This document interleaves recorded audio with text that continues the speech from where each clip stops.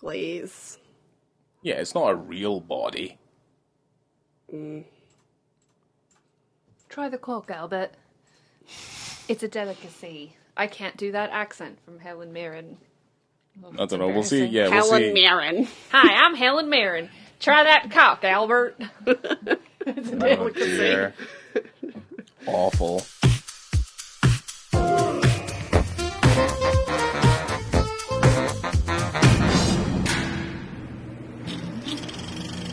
Well, hello there. Welcome to On the Beat, the podcast that uncovers full frontal male nudity in cinema. My name is Laura, and I am joined by my co-host Ryan. Hello. And we are joined by our special guest, Kat of Uncomfortable Brunch. Hello. We have you here because this is an Uncomfortable Brunch movie. Yes. I talked to you guys when you were figuring out the schedule, so every film that you have a penis in it, we needed to get involved with. Well, we tried to make them align to some level of degree. Yeah. Yeah, and I mean, this will be one of two that we have coming up, so stay tuned for that, because you're also going to be covering Doom Generation with Josh pretty soon. That's true. That's Yeah. at least one more. Yeah, the excitement is palpable.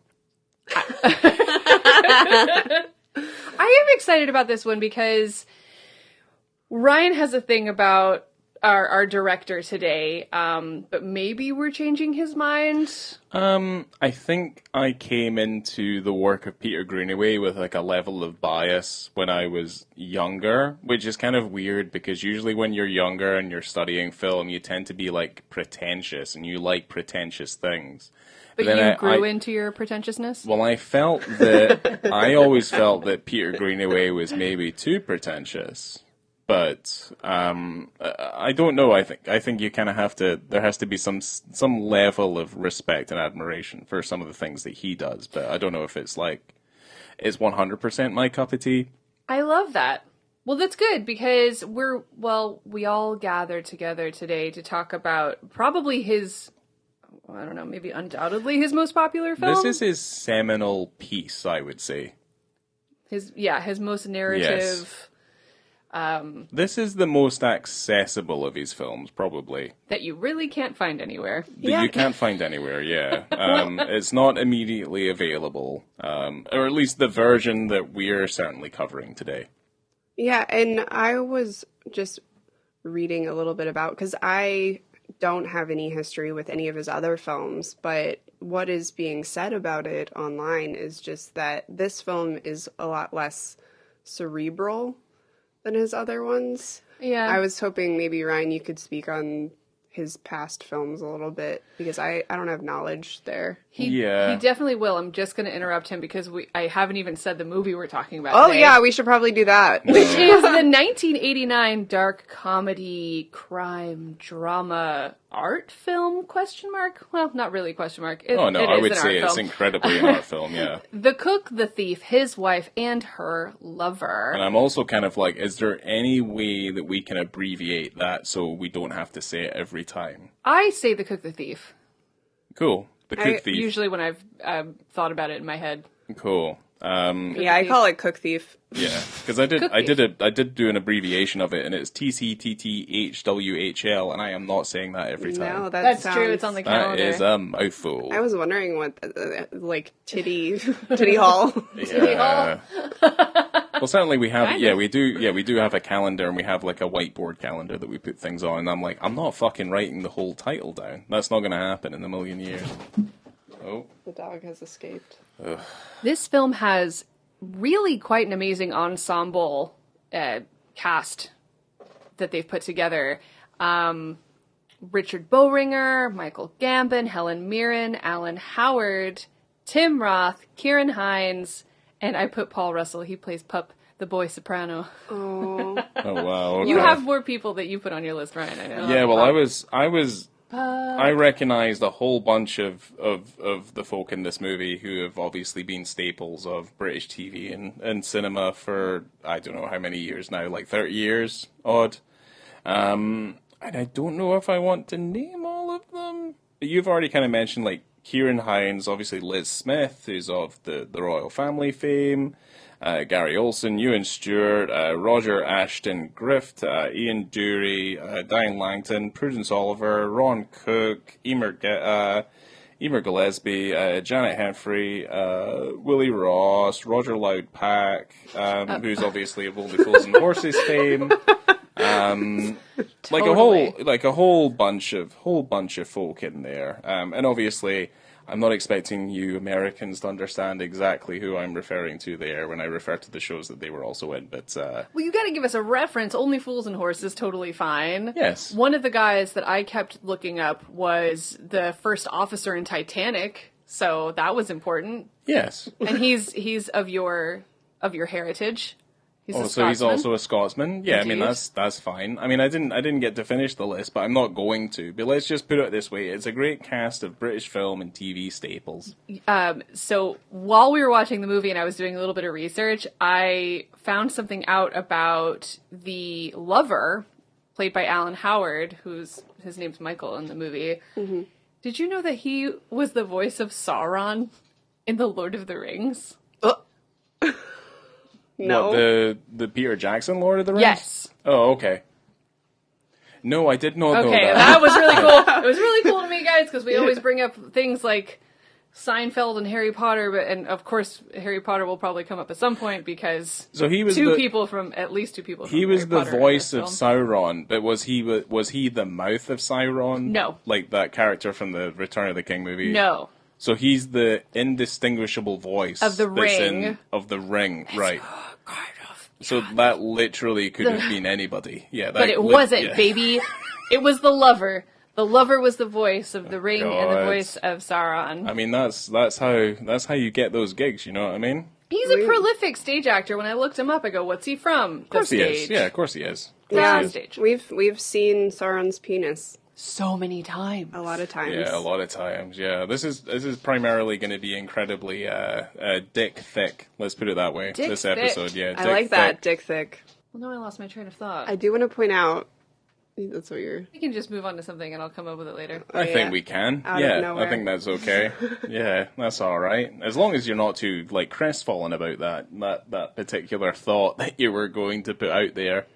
Was it another Lord of the Rings like centric I have no idea. like geek shit Oh, thing it's that you complete always kind of gone. pull out? It's so it's gone. it's into the ether. Yeah. we gotta move on. Cool. Everything I want to say is Yeah. absolutely. It's like Sauron's fart, Out non-existent. the window. Yeah. Okay. Let's carry on. So we've mentioned before that this is a Peter Greenaway film. I'm going to throw the synopsis out there before we get Ryan to dig into Greenaway, because this, I Yeah. mean, to be honest, is one of very, very, very, very, very many Peter Greenaway films that we will eventually do. Because Yeah. that boy This is knows the what he is doing. Yeah, I guess we've held off on doing Peter Greenaway due to my unfounded bias against his work. I like that you could be honest about it. I suppose so. I guess like we'll get more into that maybe as I talk about Peter Greenaway, and like this film was spoiled for me when I was 8 years old. What, 8? Oh, Yeah. right. You were talking about your father's My girlfriend. father's current wife, which if anyone doesn't realize, that means he's married more than once, at least. And certainly, yes, I remember seeing the back cover of this film on VHS, and the ending of the film is one of the images on the back of the VHS tape. Whoa. Really? Yes, 100%. Now, whether or not this is the version that we watch, which is effectively the uncut, unrated version, which is the version that you should watch, even though it's not actually actively available, You know where to get it. you know where to get it. You There's just go that- on the web. There's that place. On the web. There's that dark web place. not really even the the dark web. web. Oh, is it not the dark web? www. It's right be a next to pirate. that. Yeah, it's right next to the where you can It's get your on the web. you can get perfectly legal pharmaceuticals online without a doctor. You wouldn't steal a car. Yeah. I want to buy it. You Give it to me to buy. I'm waiting for Criterion to put this out, for crying out loud. You wouldn't download a house. but by golly, if I could. If I could, I fucking would I would download download it. that house. 3D print that shit. What are Hell we talking yeah. about? Yeah. It will It's like- take 45 years, but that's about how long it's going to take for us What's to that? be It's able like- to afford a house It's like anyway. peer There you share. go. Yeah, it's like peer sharing real estate. Is that how that kind of works now? It's Like like, a the lime. timeshare. It's like the LimeWire for for like council housing. We all get a piece. Yes, I mean we would love that. But the thing is, though, we're millennials. It's our fault. That's why we can't progress in life like our forefathers did. Anyway, So the synopsis of this film is a beautiful one line that I pulled from Letterboxd. One beautiful sentence that goes, "The wife of an abusive criminal finds solace in the arms of a kind, regular guest in her husband's restaurant." perfect. Yeah, perfect. The tagline is great. It is lust, murder, dessert, bon appetit. Which, guys, this is going to go into spoilers. I mean, you know what you're getting into, but this movie's got some... I thought it was going to be... Like, halfway through the film, I thought this was going to be more disgusting and more fucked up. Yeah. And then it got to the end, and I was like, fair play. Yes. You lived Yes. up to it, and I appreciated it a lot. Well, it's got it Yeah. sectioned off so that like you've got the introduction to the characters and you learn what they're about, and then like the middle part of the movie is just like clandestine sex. Yeah. And then the end of it is just like everything coming crashing down. And so it's just like it progresses in a way that you would expect. Yeah, Yeah, I guess. it behaves Until it doesn't. the film behaves like a 3-act stage play for the most part. Like I'm going to be making quite a lot of references to Shakespeare and all that sort of stuff over the course of this unraveling of the Peter Greenaway classic. But do you want me to get into Peter Greenaway? Please do. Yes. So Peter Greenaway, he is, as far as we're concerned, he's a British film director, screenwriter, and artist, and he's obviously still active now, and he's still a man in his 80s, still making films to this day. Still a man. He is still a man in his 80s. So he started as an artist, so very much kind of, I would say, in the vein of a handful of other British filmmakers, namely like Ridley Scott and stuff, is they did start out in art school and they did start out as artists and then kind of transitioned into filmmaking. I guess from the behind the scenes stuff that we watched and from a handful of the things that we've read about Peter Greenaway was that he just wanted more out of the art form other than it being what he felt like was, you know, he was creating frames, but he wanted to create multiple frames with soundtracks and this idea of like blending all these other art forms with like sound and things to basically kind of be a little bit more distinct in terms of his like artistic direction and stuff, which is kind of, I would liken how I kind of started off in art and doing illustration and painting and sculpture, and then filmmaking kind of ticked all of the rest of the boxes, and I kind of moved more into that from doing art and things. When you talk about him being an artist, what specifically do you mean? Painter. Okay. He was a painter. So he went to school for paint. Yes, To be yes. a painter. To be an artist, he went to art school to do art, and he came out of it, and he did painting. Okay. So, well, he's That's following. that's helpful to know, like the medium. Yes. I just want to make sure because he's an artist. I'm like, anyone could be an artist. Yeah. Do we Okay. mean auteur? Wow. Yeah. Wow. Isn't that a phrase that many have akin to like this current Gen AI generation that we're now fucking dealing with as artists, where everyone can be an artist? Fucking knobheads.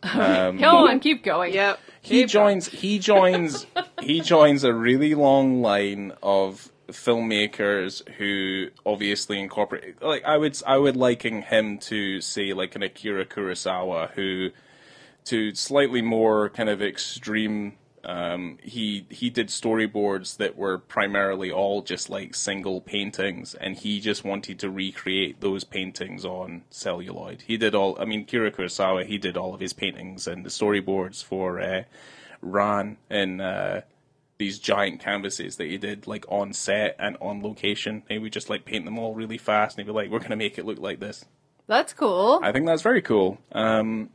But notably, like what you see with Peter Greenaway stuff is that his influence is very much stage within art, and that's very much a very kind of similar thing to many great directors out there who have taken literal pieces of art and transposed those frames into the moving image. So he's very much influenced by the Renaissance paintings, Baroque paintings, and obviously Flemish paintings. And to anyone unaware of that, it's like the Dutch artists. So we see like Caravaggio, Rembrandt, where there are strong depictions of light and dark. And I would pull out an artistic term called chiaroscuro, which is basically the difference between the use of light and dark and how it's kind of less like, say, like an impressionist painting, which works primarily with you have a white canvas and you're adding light and color to that canvas. You're effectively in chiaroscuro dealing with something that is effectively quite dark, and you're adding the light to that image in order to then create the forms and the images and all that sort of thing. And obviously with Caravaggio, who obviously has he has a colourful history as being, he was a criminal. What did he do? He was wanted for murder. He was running around Europe while painting pictures, and he was wanted for murder. Did he actually murder somebody? He did, yes. And there are very strong and vivid depictions of violence and things within his pictures, and I would honestly, one of a few of my favorite paintings of all time come from Caravaggio, and obviously from Rembrandt as well. Wait, before we move on, like, describe the murder. How did it happen? Who did he murder? Yeah, who did he murder? How did he do I feel it? like you should know these things if you're just going to throw out murder like that. I want to know more about the murder.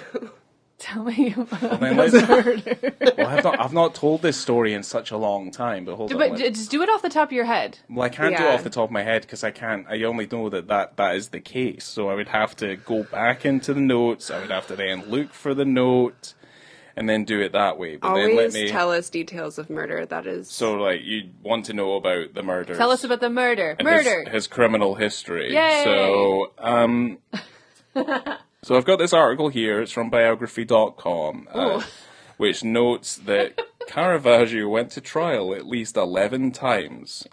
So he went to trial for at least kind of writing like libelous poems, throwing like a plate of artichokes at a waiter, and assaulting people with swords. Jesus. This sounds like Ezra Miller. Yeah. And this is, yeah, well, I mean, Tell I me guess, about all the people he groomed. yeah. Well, at least, I mean, luckily there wasn't any microwaves back then, otherwise he probably would have put a baby in a microwave.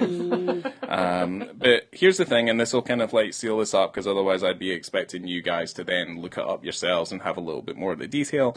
But he did eventually fled Rome to escape punishment for killing a man and died in exile under mysterious circumstances. So my whole understanding of Caravaggio is that he did a bunch of paintings, and then he also did a bunch of crimes. I'm not done. I need to know more about this murder. That's all it says about the murder? Like, how did he murder How the did he man? kill him? Who was they? Was it like a bar fight, or Did he just like stab Did him he- in the neck with his artichoke? That was did really he choke sharp. him with the artichoke down his Wait, throat? Artichokes are not sharp. Yeah, but you could choke him out with a bunch of a plate of There's- You artichokes could shove and then it, in down his throat like book like pieces. a bunch, like your favorite book on the French Revolution, right down your gullet. I mean, I'm not gonna lie. Like this thing goes incredibly in depth about all of the fucked up things this man has done over the course of his life, and I am quickly reading it because the last time I read any of this stuff, I was maybe 16. I'm fucking 30. I'm 38 this year. Caravaggio killed Ranuccio Tomasoni in Rome. The artist and Tomasoni began to brawl over a bet on a tennis game. The event was the last in a series of troubles that Caravaggio brought upon himself through his volatile temperament. Bet I mean, there's on a even- tennis game. Yeah, there's Yeah. even like explanations about his death, and that he got syphilis, and then there was an infected sword wound, and then he also got like lead poisoning from the paint he was using, and that's how he died. A report That's- written by the barber surgeon who examined Tomasoni's dead body indicates that Tomasoni bled to death through the femoral artery in his groin, suggesting Wow. that Caravaggio tried to castrate him. he is a fucking dude. Like, he is like, Boom! Whoa! he's like the, What a he's- story! He is the baddest of bad. Wait, and what year did he die? It was He's like in the the Sam. 17th He's like the century. Sam Peckinpah of the 16 17th century. So Oh, 16th century. Was it the 16th? Right. Sorry. 1500s. Yeah, so 1592 he fled, and Yeah, they definitely didn't have a cure for syphilis at that time. no, 1606 No. is where It was and he killed the guy. It was probably tertiary at that point that he had the syphilis is going I mean, straight to his brain. He is. Yeah. He was. Yeah. He sounds a little bit mad, but he's also. I mean, I honestly say, like, I mean, if you have any sort of interest in art whatsoever, I'd say, yeah, look at his paintings and look at the work of Rembrandt and stuff like that, and I think you'll find that there's transposition from modern cinema from that sort of stuff there. So, going back to Peter Greenaway, let's just say, there's a really strong sense of, watch Peter Greenaway's movies, there's a really strong sense of, like, scene composition, like, staging, which I think is an incredibly strong trait for a filmmaker to have, because it's it feels like a lost art, like the good old sense of staging a scene and, like, developing shots and stuff like that. I feel like it's a lot more about editing and stuff now. But then also there's a sense of, like, illumination and, like, where lights are placed and how that kind of all works in the favor of, like, how these scenes are put together.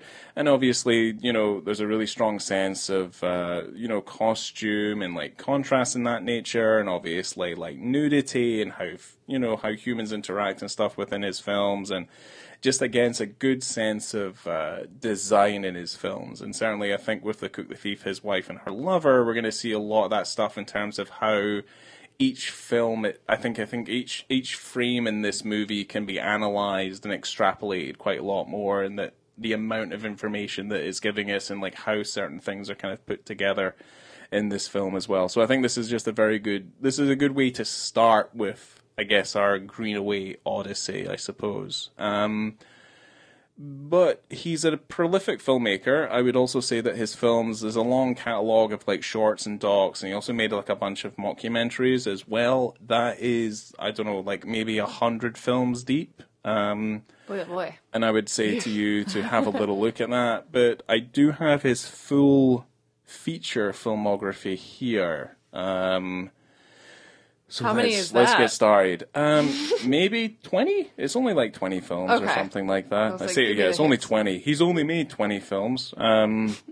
Yes. So it starts off in 1980 with The Falls, which is followed up by The Draftman's Contract in 1982. And then after that, it's A Z and Two Knots in 1985, The Belly of an Architect in 1987, Drowning by Numbers in 88, and then we're following that up with The Cook, the Thief in 1989, followed by Prospero's Books in 91, 8.5 Women in 99, the Tulsi Looper trilogy, which is effectively like a TV series, which was between 2003 to 2004. But what they did do is very similar to those Rob Brydon, those shows, those Trip 2 films. They did a truncated, edited version of the Tulsa Looper series, and they called it A Life in Suitcases, and that came out in 2005. Like the trip and the trip to Italy. And yeah. With Steve Coogan and they're always poorer versions Yeah, of it's exactly the actual. like that. Yeah, they're poor man's versions of the actual full TV shows. But that followed up with Night Watching in 2007, a movie called Goltzius and the Pelican Company in 2012, Einstein in Guanajuato, I think that is, Guanajuato, in 2015.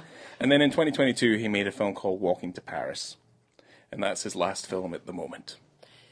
He had a lot of those have penises in them. Yes, we're going to be covering quite a few lot. of them.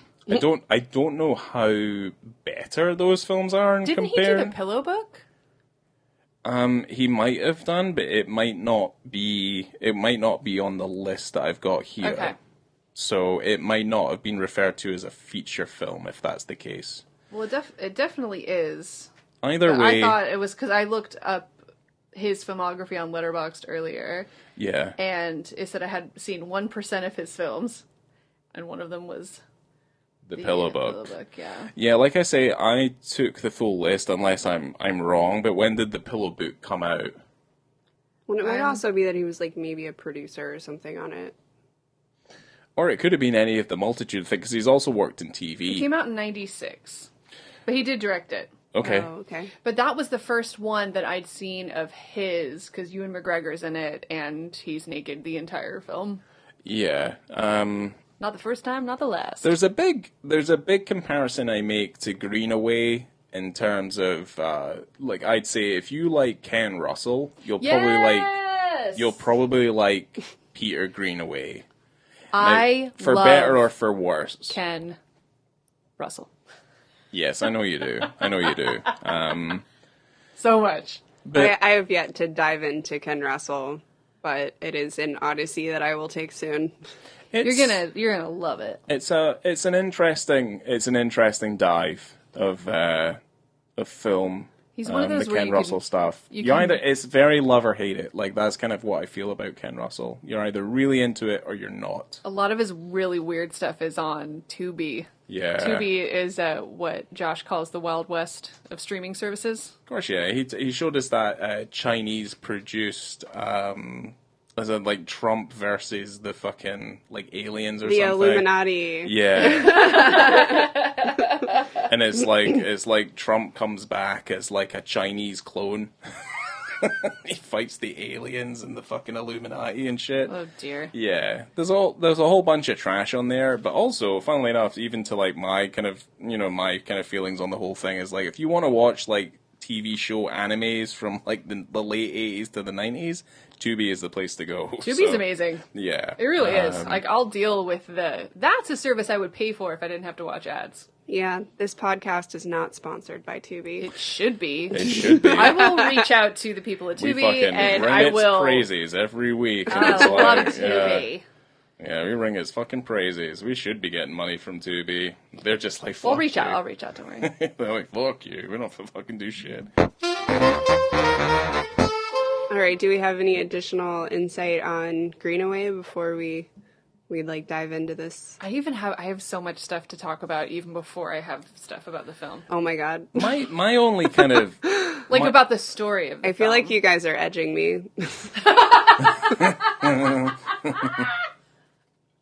I'm just gonna wait until we get you all glazed up. yeah, one of us isn't going home tonight. Oh no. I'm starving. So, I have a couple of things I just wanted to bring up that I just thought were interesting about the film. So this was Greenaway's first film to be released in the United States since the Droutman's contract in 1982. Oh god. And he kind of used this Jacobian play, "'Tis Pity She's a Whore," Yeah. as the template for the film. That's the name of it. "'Tis Pity She's a Whore." It's a Yeah. tragedy that was written by Tom Ford, first performed in 1626. Yeah. And it's an incestuous love story between Giovanni and his sister Annabella that ends in disaster and death. Which is weird because I'd read that and I was like, I've read that play before, and it's really familiar to me as well. yeah, it's super familiar, and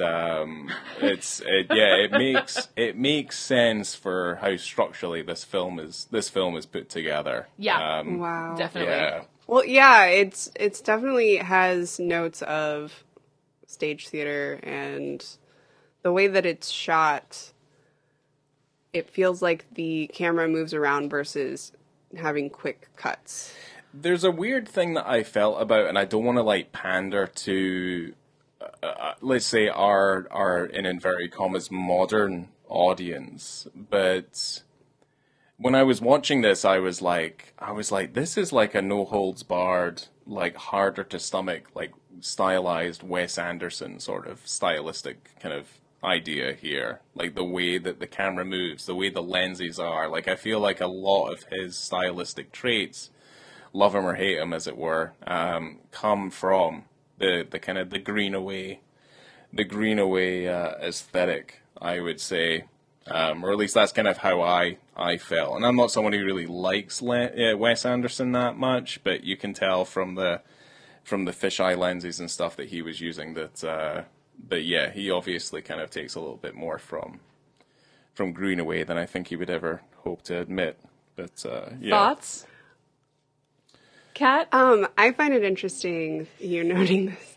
Because, like, one of the noted influences on Wes Anderson, he always goes back to Hal Ashby with, like, Harold and Maude and those quick, like, zoom shots and those types of things, like the reactions. So I would say maybe, like, in the color palette, I could see that because there's a deliberate colorization, especially with use of, like, gels and things of that sort. Yeah. But I don't know how far the influence would go there. I would say I think it's a little bit more kind of surface level stuff. I don't think in terms of the level of depth that he employs into his filmmaking. I would say, like, side tracking shots is a big thing, and I think the staging is a big thing. I could see the tracking shots a lot. Oh my gosh, Big so time. much tracking shots, especially, like, Yes. I just watched Life Aquatic again at, like, the Enzion last week, and, like, it's just the camera moving around, taking you through the ship because they had that massive set. Yeah. And, like, it's the same thing with this, is just, like, you go from, like, outside to inside through the kitchen into the restaurant, and then around, not so much into the bathrooms. Like, there's not really tracking shots into there. It cuts away. I mean, I would also kind of point out that in the Life Aquatic, that set, I don't think is used as that much in that movie at all. It's literally for that one scene or two scenes or something. It's actually used more than I realized, like, watching it before. Like, if you go back, like, whenever they're just going through the ship, like, they'll use that set to just show the progression of them, like, moving through it. I guess so. I mean, I would have to literally force myself to watch Life Aquatic again, even though we own it in the house. But Force? I don't know. I like that one. it's when Yeah, it's good. It starts to taper off a bit after that for me. Yeah, I'm not his fan. I know Asteroid City and stuff's coming out, but really, he would have to do something. I know Katie likes him, and that's why I kind of brought it up, because I was like, I feel like there's some kind of level of influence here. But yeah, no, I'm not his biggest fan. He made The Royal Tenenbaums, and I think that's a fantastic film. Agreed. Yeah, Yeah. the film's excellent. But yeah, let's move on. Well, we were talking about style, and I had some notes, which I'm sure we all knew and could very easily see just from watching the film, is the color and the color palette and the different sets that require different colors. And Greenaway said this movie is about color. Yeah, there's a real distinct attention to detail in terms of, I guess, like, the gamut of cinema discipline being kind of involved here, where it's not just a concentration on, like, what you're seeing from the camera perspective. It's like from costume to set design to obviously the way that things are lit and the way things are put together, and, like, the transition between certain scenes and locations that I think is incredibly clever. It is really clever, and I was reading about it before we actually watched the movie, and I didn't realize how specific and detailed that it was, because you have the different sets that have their different colors. So, like, the exterior of the restaurant is blue, and then the kitchen of the restaurant is green, because it all is within the restaurant. Well, for the most part. Also, the underbelly of the restaurant as well is depicted as red when we first, because it's like I don't think there's no what was I going to say? There's no hiding the fact what this film is definitely influenced by, in the way that the images are obviously put forth. And certainly I think that's something we'll obviously talk about, because one of the main kind of thematic concerns is, like, certainly it comes from critics as well, is obviously from the time this film was made. You know, it's made during the height of Margaret Thatcher's rule, her reign in the UK at the time, and greed was seen as a good thing. I mean, certainly it's the fucking basis of any Tory government that goes into power in the UK. But certainly, there's no hiding the fact that, like, this is a film that's about greed. It's about excess. It's about stomping on the lower classes. It's about It's about how the proletariat is fucking nothing but a piece of shit, eating scraps from the table of the bourgeoisie, up to the point where the proletariat just decides that they're so hungry they'll just eat the bourgeoisie instead. So this is very much like what he's putting out there. But then, I mean, I also kind of put down in my notes, like, I mean, we're talking about this now, like, they compare it to, like, Thatcherism, and I feel like a lot of it really kind of comes down to, like, we live in a capitalist society, certainly in the West. It feels very tired at this point, obviously back then, and certain ways, it's a little bit fresher, a little bit more kind of socially relatable, I suppose, when the time it comes out, but let's just kind of put it this way, like, if this film was made in the US at the same time, it would be called, compared to, like, Reaganism. If it was made now, you'd refer it back to, like, the Trump era and that kind of level of excess, or you would look at, like, Boris Johnson's, like, Tory party at the same time. Like, it's something that's incredibly relatable now as much as it was back then, but also it's like a tragic reminder of us, like, well, we've not really moved forward particularly much. We're kind of still in the same boat even after, like, 30-odd years or something of our society kind of pretty much stomping on the lower classes, and that's kind of really what it is. So, or maybe not even in the same boat, but maybe in a little submarine. Yeah.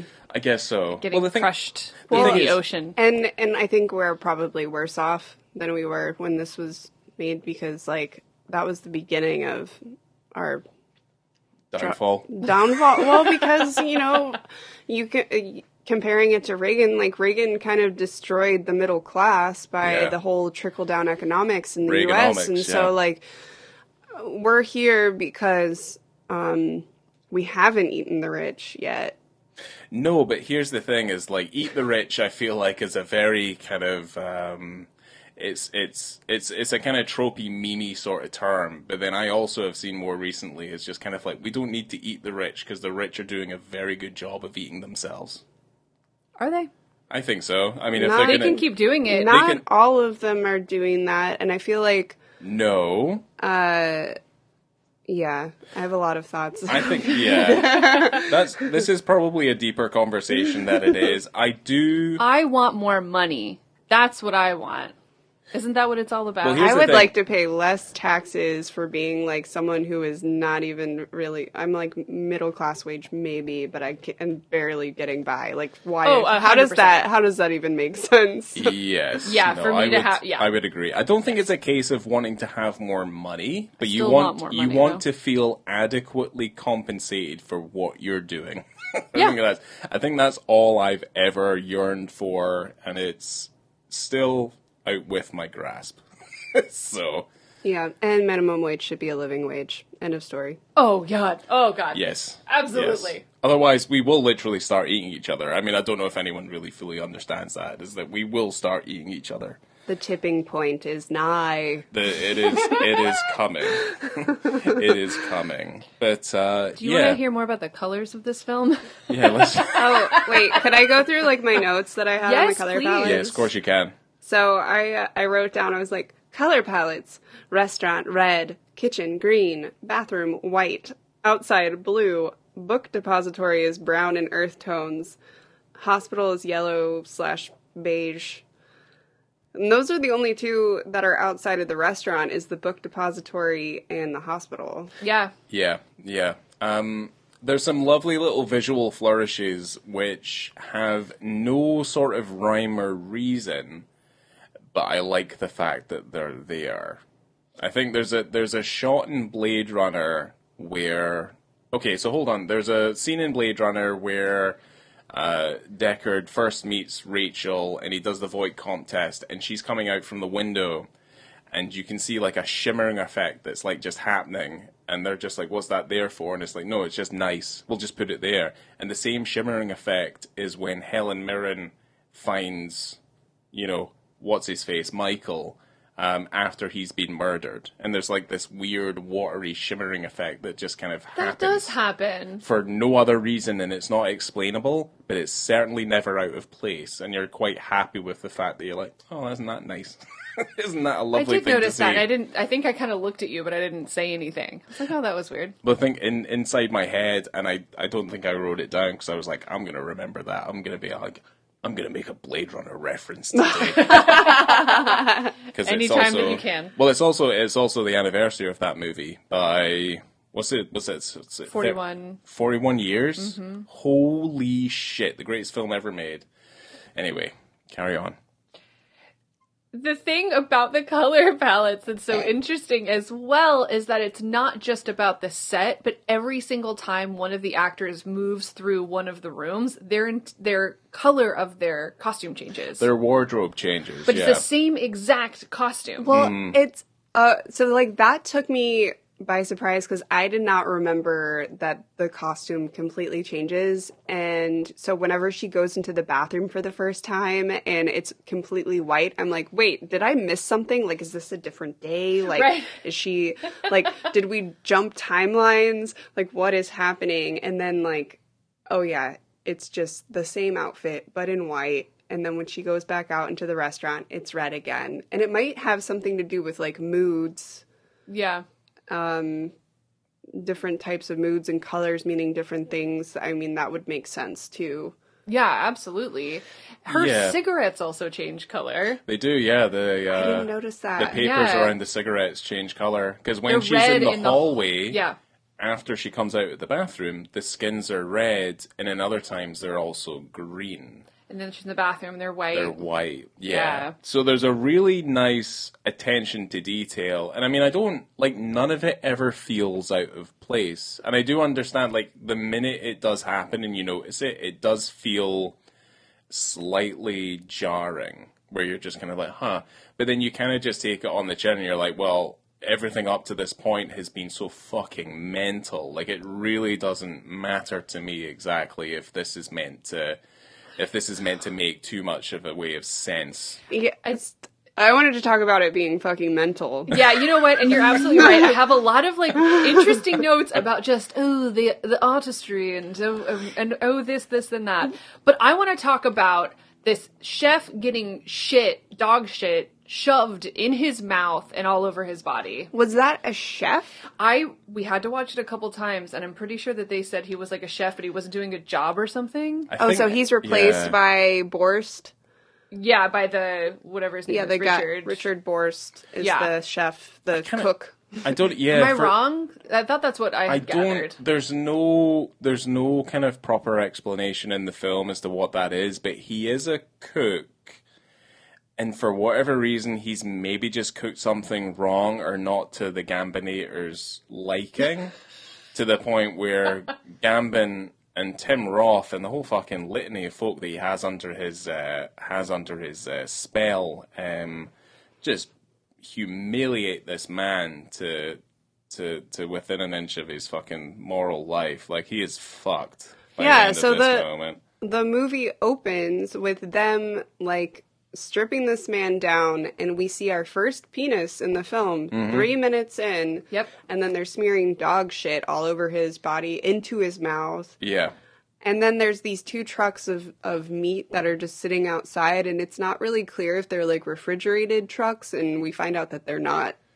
Yeah, later. They're pretty fresh at the moment. It's such a cool and interesting thing that they revisit much, much later into the film, and then you find out it's like those trucks never leave, but they're never, like, there's never any sort of like, it's so fucked up.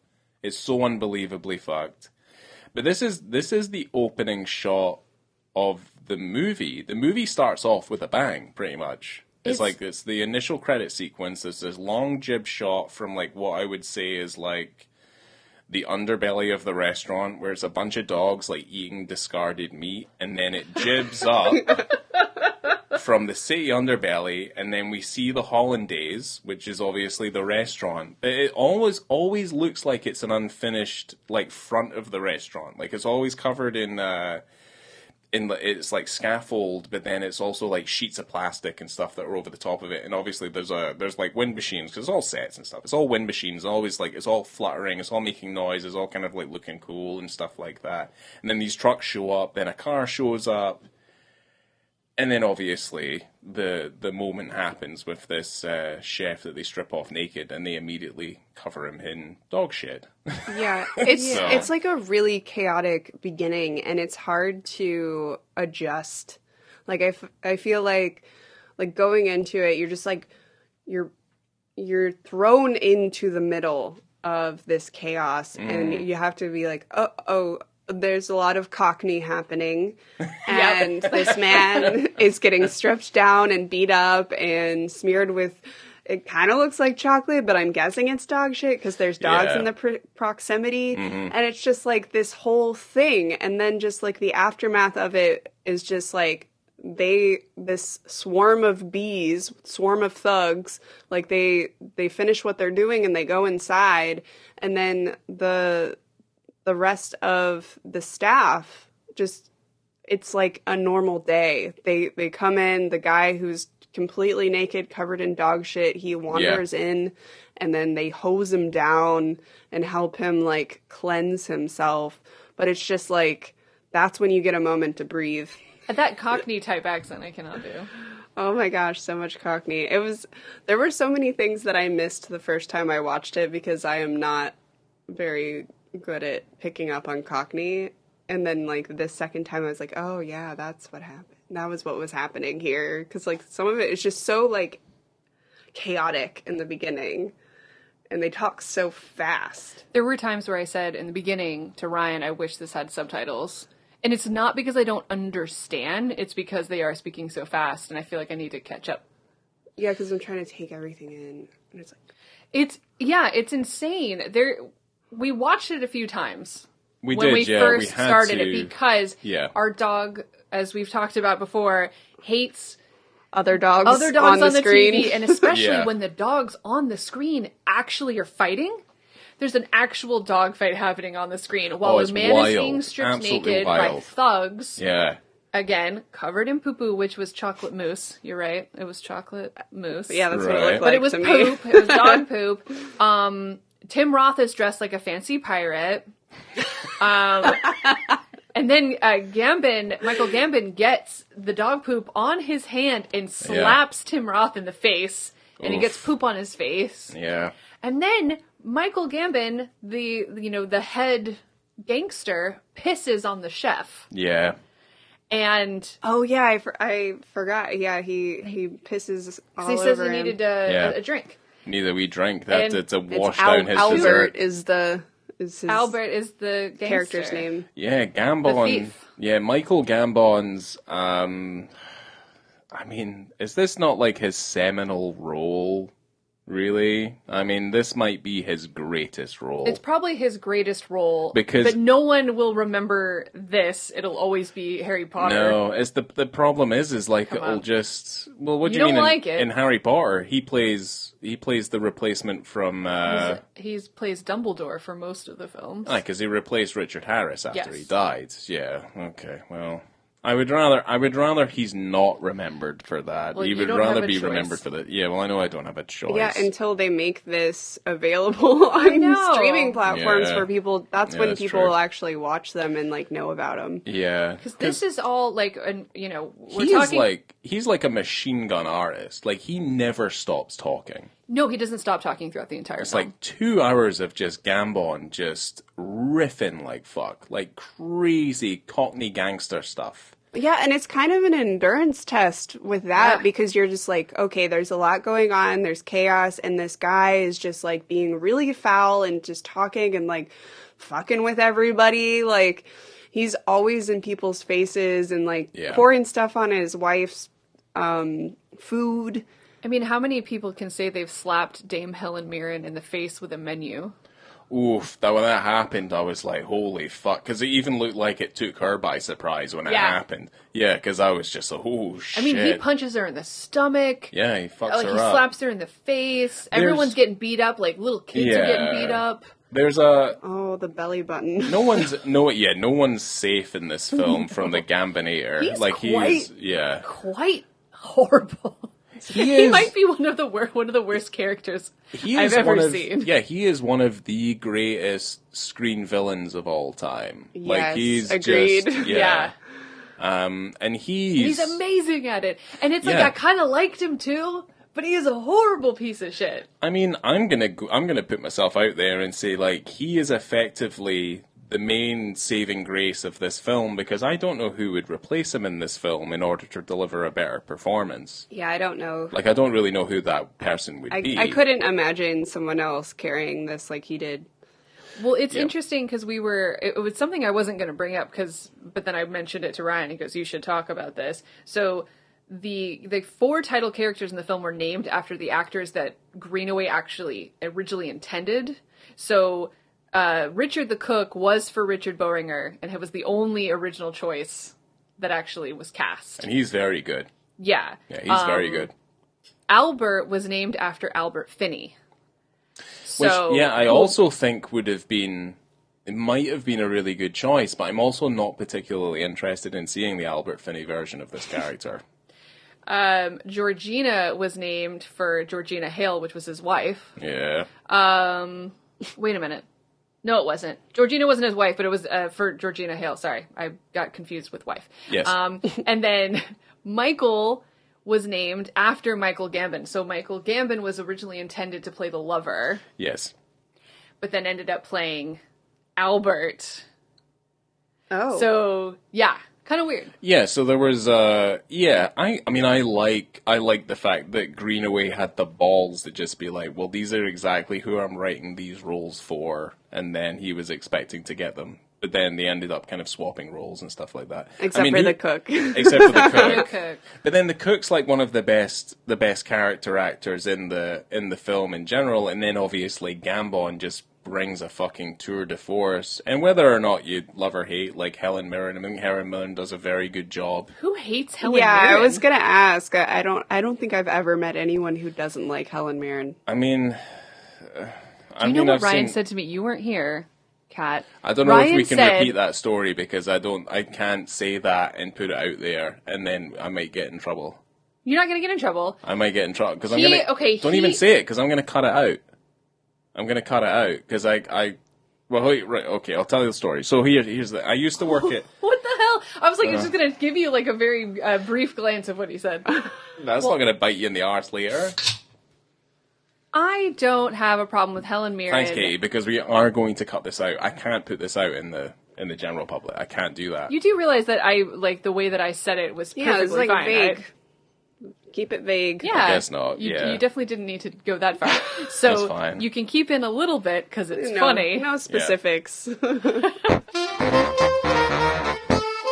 So there is a love story within this, which is beautiful, sexy, gross, and tragic all together. And it's obviously we have, the wife and the lover. And I really, really like Michael the lover because he's so basic. Yeah, Alan Howard, who plays a bookkeeper in the movie. Yeah, and Yeah. they see each other for the first time in the restaurant. And it's always chaos when Gambon's around, and he's always around. He's always there, always making a scene, always saying something. Super, super loud. But like this chance meeting is incredibly innocuous, and it purely stands out just completely by the fact that like Gambon is eating like not only just the scenery, but obviously everything within the scenery, and obviously all of the air that everyone is consuming at every single moment in time in every single scene that he's in. Well, they also don't really talk to each other.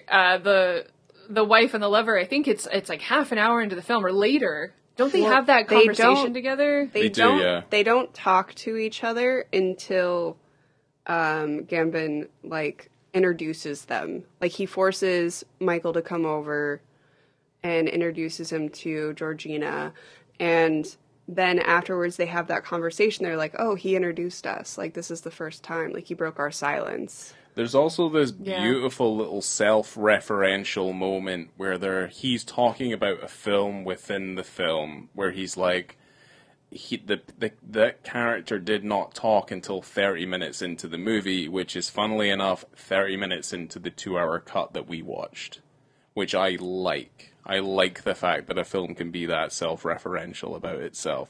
Which is about the time that we see his penis, too, because I have it 34 minutes in, Yep. we Yes. see Michael's penis and So- a fully nude Mirren. Yes. So when Yes. so just obviously to preface this, the next few times that we do see penis and stuff, it's usually accompanied by a fully nude Helen Mirren. And I know Laura kind of put out there that, like, if we are going to see any sort of, let's just say, like, I'm going to, not to be crass, but, like, Bush, we better see some dick, is pretty Yes. much what you said. Yeah. Absolutely. If I am going to see anyone's vagina, I need to see a penis. Yeah. So but obviously there is a way more penis in this movie than there is vagina, Yeah. Yeah. It's, which is beautiful. Yeah, I'm here for yeah. it. Absolutely. As it stands, this film probably sits about second to, say, Short Bus, I would say, in terms of, like, the level of amount of penis stuff that we see in it. Yeah. So far. I mean, there's so definitely far, more yes. Oh, no, there's so that much. we have to uncover. There's so eventually. much more to there's so much more to explore. But yes, the film, like, let's just put it this way: the film follows a very simplistic structure where it is, we're in the restaurant, they're all having a meal, there's a lot of conversing and stuff like that, and a lot of the dialogue. Like, I would second like Gambon's performance and, like, the quality of the dialogue to what Ben Kingsley is receiving in Sexy Beast, that Jonathan Glazer movie. Like, the writing in this film is exquisite in terms of just, like, the way the dialogue is received, the way the dialogue is performed. Like, it's insane. The how dialogue is well- mostly put forth by Gambon. It's so good. So unbelievably good. But and it's just, a lot of it's very kind of throwaway. I mean, there's one moment here where, like, there's a conversation and, like, this line just, like, spoke to me for whatever fucking reason. It just popped out. And it was something about, he threatened someone. He says, "I'm going to make you eat your own shit after forcing it out of your dick like toothpaste." Oh, I didn't even hear that line in the film. I didn't either. I wrote it down and I thought it was amazing. But it's just like this man at, like, the height of his, like, pomposity and just, Wow. like, pulling this stuff out, and he feels like he can just get away with doing fucking anything. I mean, there's that's the same point where Tim Roth is looking a little bit ill because he's eating seafood, and he, like, literally just, like, vomits onto his plate for no reason. He's like, "For fuck's sake, you get a little bit of decorum at the table. Don't go sitting there fucking, vomiting on your plate." I was going to do a Gambon impression the entire episode, but I honestly can't do it. I honestly can't. It's so tiring. Yeah, that so sounds tiring. exhausting to do and also to converse with. There's Yeah. also a lovely moment, and it's just because we're getting to this, because there's a lot of really kind of weird things that happen in the movie as well. It's like one of the guys, let's say, the gangsters, he's going on about, like, I can't believe it, I haven't had celery this good, and Gambon's like, "That's not celery, it's asparagus," all this sort of stuff, which I thought was hilarious. Well, yeah, you've got, and also the reason that we're in this restaurant in the first place is because the gangster Gambon bought this restaurant because he thinks that, having nice and fancy things means that you're a nice and fancy person. Yes. And so he's just trying to put on all these airs. But you have Michael, the lover, who's been eating at this restaurant every single day, Yes. for God knows how many years.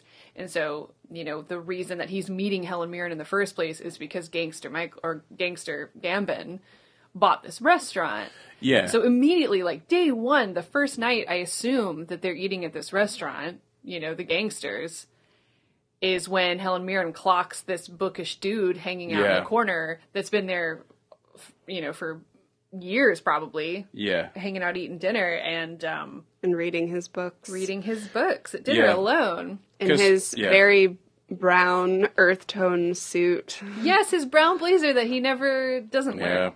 Yeah. That's his color palette. Well, it's a suit. It's a suit set. 'Cause Oh, is he- it a whole suit? Yeah. Yeah. His very baggy slacks that he wears with it. Yeah, very different to the kind of outfits like Tim Roth is the only one that was, like, dressed like a pirate that time, but they all wear outfits that kind of look like that painting that's behind them in the restaurant. Yes, I think So it's that like... was the kind of how they designed a lot of the costumes was from that particular painting, which was the banquet of the officers of the St. George Militia Company in 1616. Yes. By Frans Hals. Yes, another Flemish painter. But I guess it's a reflection of the decadence that's going on inside the restaurant as well, which is, effectively what that is. Because that painting itself is very much an updated version of The Last Supper as well, which is kind of a very similarly kind of themed sort of painting as sung. So there was a couple of moments where they were all standing around Michael Gambon at the table that looked very much Last Supper-y. Yeah. So one thing with the color and going back to his brown suit, because his suit matches his surroundings of his home and where he stays, which is the depository, the book depository. But everyone else, when they enter into a certain room, usually the color palette of whatever they're wearing changes to that room. Mm-hmm. But he's the only one where his clothing, it never changes. Yeah. Yes. Which I think is kind of interesting. Yeah. It also lends to the argument that there's an incredible focus on just the attention to detail and the characterization, because Greenaway's very much a proprietor of film as a visual medium. As much as there's a lot of dialogue and there's a lot of very well delivered dialogue in this, and this is maybe the most accessible film of his because it's got quite a relatively simplistic thematic story, and you can you can apply it to yourself and you can understand it and it makes all sense and stuff like that. But also he is very much a visuals filmmaker. He thinks that films should be visual, which is also something I agree with, is it is a visual medium, and everything that you see should help to convey the amount of information that you should be seeing, as opposed to, and I guess a level of procrastination within the writing of the film. So that's something I definitely agree with and I admire in his work. He said that he wouldn't be a filmmaker if paintings could have soundtracks.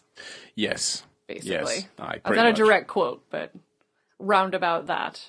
Yeah. I do. I like his approach to filmmaking. I think that's kind of the main thing that I do. I think it's a lot of things that people forget nowadays making films, and effectively well, it's more the argument between do we make films as art or do we make films as content? That's kind of how I'm seeing kind of the modern age of filmmaking now. So I want to talk about the kitchen, the big bagels on the wall, and the sex scene, which is the second penis scene of this film, because the first time that they get together is in the bathroom. So you're in the white bathroom, they're in the stall together, the lover and the wife. Oh yeah, she's gonna give him a blowjob or something, but they don't really get too far. Yeah, but I think Ryan kept saying while we were watching, is not yet, Laura. Not yet, it's not coming out yet. And I'm well, it came, we already saw one. So I wouldn't be surprised, but no, you see some of the hair around his shaft, but not. You see there's a bit of little peak of shaft hair when he's trying to button up whenever that scene Albert was storms terrifying, in. by the way, because it's all about these two people trying to have an affair under Michael Gambon's nose, because she thinks that if she's doing it when he's around, and that he'll never notice. Yeah, that's he's too involved in his own world. Which it makes sense, her explanation of well, if I'm doing it right when he's around, then he's not really going to be paying attention, because he's so involved in messing with other people and putting other people down and just being a general asshole. It's just so funny that she keeps saying, I'm going to go to the bathroom, and he doesn't like her doesn't like her smoking cigarettes around him. No. Because I guess it's not proper, right? Well, so he just thinks that she's smoking in the bathroom. She's smoking in the bathroom, or she's just shitting all the time. Well, the thing is, he keeps bringing up about the fact that, did you wipe your bum? Do you need help wiping your bum? Did you wipe the toilet seat before you sat down? We don't know where these people have been. Well, there's a lot of fixation on her anus from Gambon's character in this movie, and then we kind of find out later that he's violated her in certain ways regarding that sort of foul play. And she also hints at his, like, fixation with her asshole and, like, how he might not be attracted to women Yes. in that way. And Yes. so maybe a lot of his, like, jerkiness and his anger might come from repressed homosexuality. Yeah. I mean, that's kind of hinted at a little bit. Yeah. He doesn't like any women, regardless of whether or not he likes his wife. He doesn't like any women in this movie. I mean, he stabs a woman in the face for talking back to him at one yeah, point. that fork.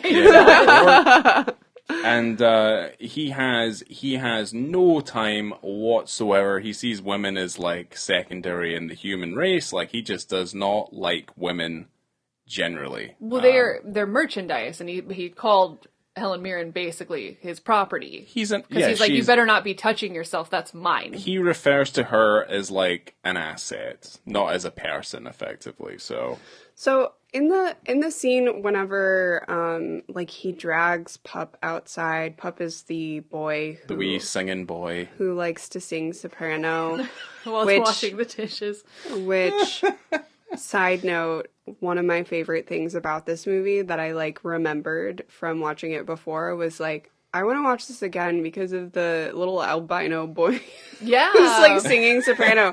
But anyways, like, whenever Albert Gambon, who plays Albert, he, like, drags Pup out with Georgina, and then like he beats her up, and then he's trying to, like, get her and Pup to do something sexual. It's really weird. And then, like, it's far away. Like, you can't see, like, the details of what's happening in the car, really.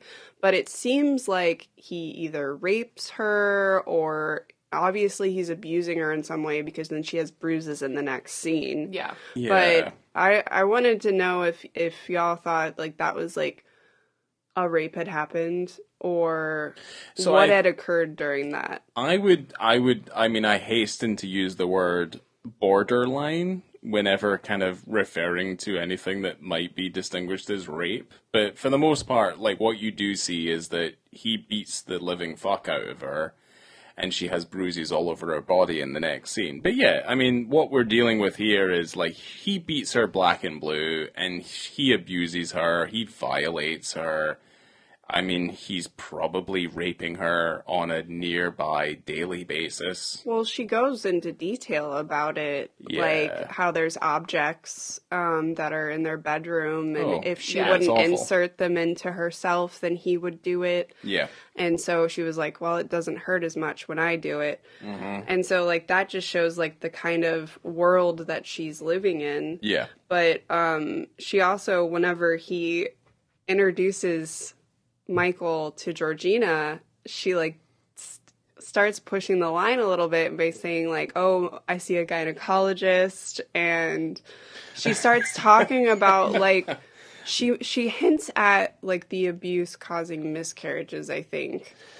Yeah, because he's desperate for them to have children as well, but it's obvious that this kind of cyclical abuse that seems to be going on in their relationship is obviously the primary reason that's preventing them from having children. Yeah, because she has she says, I had 3 miscarriages, and the doctor said that, like, my insides, like, it's not going to happen. They're broken, yeah. Yeah, talking about, well, I think we can go into, I mean, I guess we kind of skimmed over it, but obviously the last big scene was them in the bagel room. The big bagel room is what I refer to it as, where they're completely naked. But oh, right. So yeah, the lover and Georgina are in that. They're in the kitchen because they're in a couple different rooms in the kitchen that have different kind of backgrounds. This one had big bagels on the wall that I remember specifically. There's another one later on that has pheasants on the wall. Oh yeah, we get a tour of the kitchen. Oh yeah, via their sex spots. Because this one's really 34 minutes in. Let me just get that out there. But I really liked this moment in the movie as well, though, because it felt like a genuine kind of lovers moment, and they're completely, I mean, I wrote it down here as naked, because I thought it was funny. But also, like, it's a very, like, because we talk about the staging and stuff, I implore anyone just to watch the movie, because I'm not fucking describing every frame of this film, like, whatsoever, but there's a lovely kind of, like, Nicholas Roeg type, like, edited sequence for this film, where as they're making love, it's intercut with images of the sous chefs or the prep chefs cutting, like, vegetables and stuff. Yes. And there's a kind of weird sensuality kind of going on with how it intercuts with, say, like, Helen and Alan having quite hard sex with each other, to obviously a chef cutting up a cucumber. Which, for whatever reason, I was just like, that fucking works. Yeah, it's something that you would imagine, weird, watching people, making love or kissing or being intimate with each other, totally naked in a restaurant. Mm-hmm. There's lots of food being prepared. Yes. And seeing, that cut with chopping of a cucumber, you think that would be quite frightening. And I refer to, like, Nicholas... But it wasn't. Yeah, I refer to, like, Nicholas Roeg, because obviously in Don't Look Now, there's a sex scene between Dollar and Sullivan, and I can't remember her name, that's intercut with them having sex, whilst intercut with them getting dressed and ready for the evening, which I think is very clever. But yeah, anyway, carry on. It's always a scary thing when they get together, because they'll even time it. I only have 4 minutes, I only have 5 minutes, because that's how long she can get away with, like, being in the toilet. I think it's really nice. I this think whole so too. idea, where it's just kind of like, we have 5 minutes that could make or break this relationship, and or their lives, or his life, and it's just kind of this idea that his attention span, or what interests him, could be made or broken within 5 minutes, because he compares that to how he felt about a character he saw in a movie where the character didn't speak, but then within 5 minutes he completely lost interest. So it was kind of more a case of just like, well, if we don't lose interest within 5 minutes, we're obviously made for each other. But Albert is always after her. She's in the toilet, and she wouldn't even be in the toilet for very long, and he is following her. He goes into the bathroom to try and find her. He goes into the kitchen to try and find her. And it seems like everyone's kind of aware that there's something going on, even in the early bits, but no one says anything, because everyone fucking hates him. No one likes him. So no one's going to be on his side, necessarily. And then the staff is, like... totally on their side. Yeah, they're like, we get it. Facilitating this affair, which is interesting. Never was said. It was never a conversation. But the chef, or the cook, and all the kitchen staff, they're, like, totally fine with it. Oh, here's a little spot. They'll even walk through. There was that one moment where, didn't they go through to get a pheasant? Mm-hmm. And then they're, like, totally naked, just, enjoying each other's bodies. Well, and then they had to get even more involved whenever... So, like, an hour into the movie, so we're halfway through the movie, is when the one of the thug's girlfriends sees her with her lover. Yeah, this is the poor woman that gets stabbed in the face. Yeah, she gets stabbed in the face with a fork, but, like, she tells Albert, like, oh, your wife's, like, screwing that, like, bookish guy that's always reading over there. And, like, so the staff has to get involved in, like, making sure that they don't get caught together. Yes. And, like, this involves, like, the one guy getting in a truck, backing it up to... It's, like, full of rotting meat, which I'm really not sure why there's a truck of rotting meat. So good. Yeah, and that whole part. Yeah, they back up the truck of rotting meat. The cook shoves them into the freezer for a second, and then, like, maneuvers them around. And so, like, the whole staff is helping them to escape this misdirection for Albert, while Albert's running around screaming, I'll kill him and then I'll eat him. Yes. Over and over and over again, running through the kitchen, breaking everything. Weird foreshadowing. Interesting. But yeah, because I didn't know what was going to happen while we were watching it. Oh, really? And then I kept hearing him say that, and I even wrote it down. I was like, why is he saying I'm going to eat him? That's weird.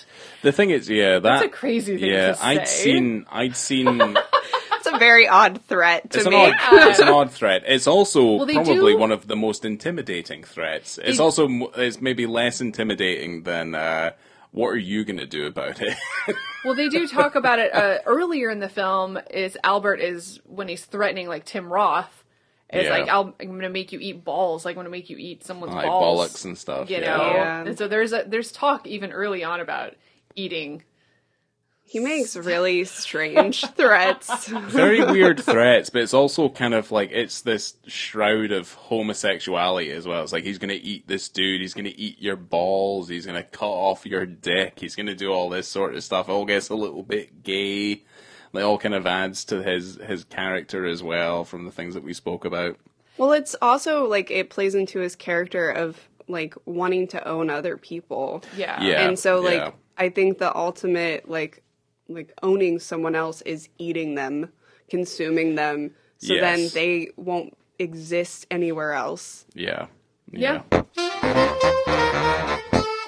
This whole moment where, you know, Albert's running around saying he's going to eat the guy for having sex with his wife Yeah. is really, I know we've already kind of talked about it, but I just think it's so beautiful because these two people are in this intimate moment and then they're getting chased around and just trying to survive and they're naked the whole time. Yeah. And they're just naked and it's not even a thought. They're just like the cook is chauffeuring him around this way, other people Yeah. are chauffeuring him around this way, and they're naked and he's like, I'll grab your clothes, don't worry, but they never get their clothes. Mm-hmm. And you're right, they get put into that disgusting van. That fucking shot. They're that covered shot in just, is like- unbelievably cool. It's so cool. It's so cool. It looks like a womb in hell. Like it genuinely yeah. does. Well, yeah, It and looks fucking horrific. I think that is by design because it looks so Yeah. much like a womb, and then it's like it's like a rebirth. Absolutely, like yeah. they're already naked, so they're in their birthday suit. You know, you're getting born out of this womb from hell, and then they get sprayed down. just Yeah. like the first chef. Yeah.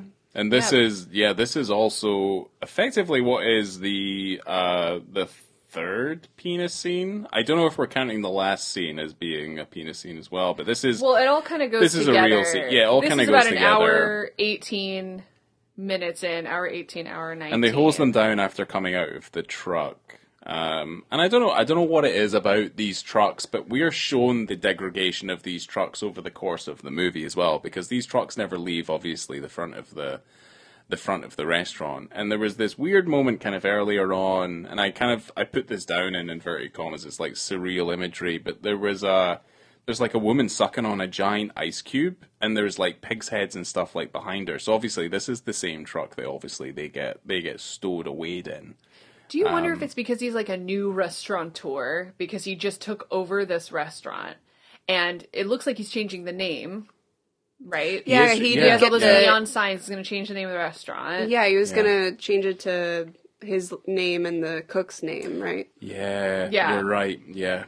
So I'm wondering if that's just him not knowing how to run a restaurant, is where he's like, I don't. It's like, do I oh. have to order all the It's food? like, oh, I do I have forgot. to get these trucks Oh, out of here? I delivered all this food, but I forgot to put it in the chiller. Yeah, like who orders all the food? kind of like I Tesco. don't know. Yeah. And we did mention about Pup because the restaurant, even after these two escape, the restaurant's feeding them, which is really weird because it's like they're walking all the food over to the bookseller's place, which I don't know how far away it is. I mean, Yeah, to be- they're not yeah. very good at like covert operations because they have No. like Pup, who is like the most recognizable person yes. delivering this food and Yeah. walking it, and then he is like, oh, can I borrow a book? And like the books have the address of the depository It's got on this them. stamp in them, yeah. Not a great place gonna- to hide. And I'm going to point this out as well, is that Pup looks like a cyberpunk version of the Milky Boy Kid. I don't know what that means. Milky Boy Kid. What is Milky that? Boy Kid. The Milky Boy Kid who's strong and tough, the only one that is good enough. The creamiest milk, the whitest bar. Is this A Scottish? The Milky Bar Kid. Everyone knows the Milky Bar Kid, right? No. Anyway, so do you know? Okay. Do you know of Milky Bars? No. Like a Milky Way? No. Milky Bars are like a white. They were Mars like bar. a white chocolate. No, just a plain white chocolate. You must have white chocolate here, right? Yeah. We do have white chocolate, but I've never heard of a Milky Bar. Yeah, this must be a. So the Milky Bar Kid was this. Let's put the word out there, Aryan child who had glasses and was dressed as a cowboy and had blonde hair and like dead white skin, and they called him the Milky Bar Kid. You're gonna have to like post a picture of I'll have this to kid put something on up. Yeah. whenever you post this episode. Just have a picture of the Milky Bar Kid. We'll do a side by side comparison, and I only just came out with it, but then also I was like, oh, no one's got Milky Bars over here, so that's He's an fine. albino. Yeah, he's an albino. Yeah, let's put it out that way. Yeah. Is he a soprano? Or if it was, me, myself, and Irene, they would call him a Q-tip. But yes, same Yeah, thing. that movie, yeah. Yeah. Well, Oh my god, it's a giant Q-tip. yeah, because they get the most obvious delivery boy for their meals. Yeah. And, yep, he took the book. Mm-hmm. Obviously, they're going to find out where he was, which is... What? Okay, and this is when they torture that boy and take all of his buttons off of his outfit. And then he's like, "There's no buttons left. I guess we're gonna have to like get the belly button." And I was like, Oh, I thought he meant like his dick. No, belly button. "No, he was As long as gonna it's like belly button. pluck out his belly button." I thought they were going to castrate that child. No, Genuinely. but like, No. Like a button. button. But Like a button dick? Yeah. No, but because he's I- a kid. I felt like I feel like scooping out someone's belly button is like way like what? Like, Well, scooping out a belly button seems like certain death. Cutting off a penis, less so, but also a bigger is power it certain move. death? What happens if someone I feel cuts like out your that's like belly your button? insides. No, but it's just on your belly. It depends on what sort of belly button do you have. Do you have an innie or an outie? I would assume it's an innie. Mine's an innie because it's inside. Correct. Yes. But okay, Some well people that's have fine. They outies. could cut out the belly button. That's fine. I genuinely thought they were going to cut his little wiener off. No, they didn't. Oh no, they were talking about his belly button. It's just Okay, his and belly he just button. talked so fast. It's also like a belly button's like a weirdly sensitive area on a Yeah. human's body as Yeah. well. The idea of them sticking a knife anywhere near that kind of made me feel a little bit gross.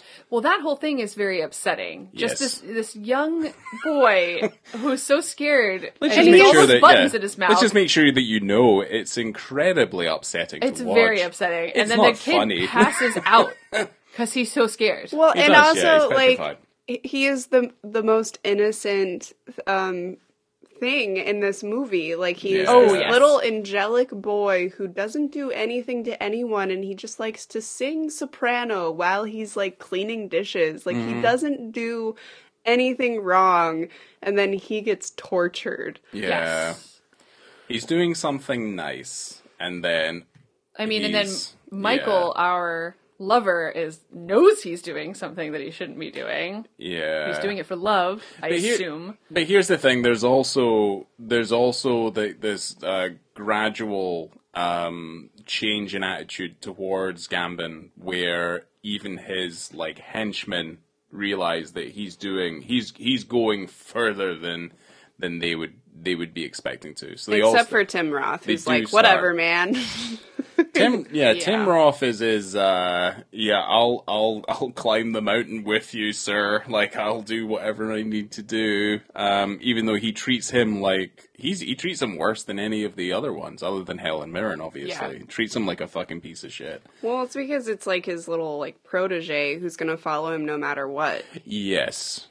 I mean, by the time you get to the end of the movie, he only has two, let's say, henchmen. Be it one of them is Tim Roth, and the other one is Liz Smith, who's the grandmother from from the royal family fame. So Yeah. Oh, one thing that I thought was strange, whenever he's talking about it, he's talking about like so is bookkeeper like a term in the UK? Not okay. because I was just like, in the U.S., bookkeeper is someone who keeps like an accountant. Yeah. Yeah. And so I was just like, is he just using this wording correctly? Like I was. Yes. Right. Well, I mean, I think it's very literal. He just keeps books, I thought it was and like he just like a sells. bookshop He corner. sells books. Well, to because people. like his henchman says like, oh, what are we gonna do about like this bookseller is going to be a problem, and Yeah. he says bookseller versus bookkeeper, and so I was Yeah. like, is this another thing that shows like how dumb Albert is, or is that Yeah. like a term that's used in the UK? I mean, I would use the word accountant kind of more back home. Bookkeeper is also used for someone who's an accountant as well. Like, and if you're, you keep your books up to date and stuff like that. But he's more like a bookseller in this movie. So. Yeah, so whenever he's talking about it, he says like I tried my best. That was really rough, and I'm not even gonna cut that out. you're not even gonna cut that out. No. So whenever he's talking about the bookkeeper, he mentions, he's like, oh, he's 40, same age as me. And I'm like, what? Yes. These people are supposed to be 40? Yeah. And I looked it up and Helen Mirren was 44. Yeah. Yeah, I also had to look up how old Helen Mirren is now, because Well, I you go, made Helen you Mirren... made some comments. No, I think Yeah. Helen Mirren is so beautiful, and I think she's so sexy, but she's been older for a long time. Like, she's kind of like Maggie Smith. Like, it feels like she's been like 80 years old for like Yeah. our entire lives. Which is weird because Liz Smith in the movie is only meant to be 32. Oh, But I mean, I think she looks incredible. She's got a great body, still does. And Yeah, she doesn't look good in the film. it's Helen Mirren. She's incredible. So She's a national treasure at this point. she really is. Yeah. But I don't know what the point of that was. She's just great. Yeah, she looks. Are you saying she looks good for her age in the film? Because they're all like 40. I thought that was very funny because Albert was so upset the fact that she was having an affair with that guy because he's the same age. Like, if it was a younger guy, I'd be less upset. Yeah, he was saying said. like if it was a younger guy, it would be fine because it would just be sex. But since it's a man who's like my age, that means that it means something more, and it's not going to just be like a passing fling. Well, I always thought it wasn't so much about their age, because I don't think age is so much of the barrier here. It's that she can't stand his character anymore, so that she's migrated to.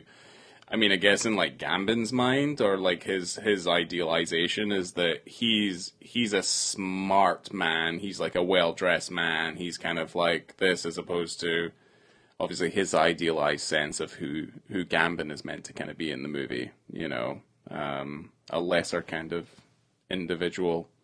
Well, it seems like she's probably done this before as well, because she said that she's left him 3 times. To be fair, I'm not before. fucking surprised. I really am not. Well, yeah. You know. He's means making her put like a champagne bottle up her butthole. Like, I probably pretty not bad, want to yeah. stick around, but then, you're in No. a really dangerous situation. Yeah. Well, in the most dangerous situation, whenever you're in a domestic abuse situation like that, is usually when you... Whoop.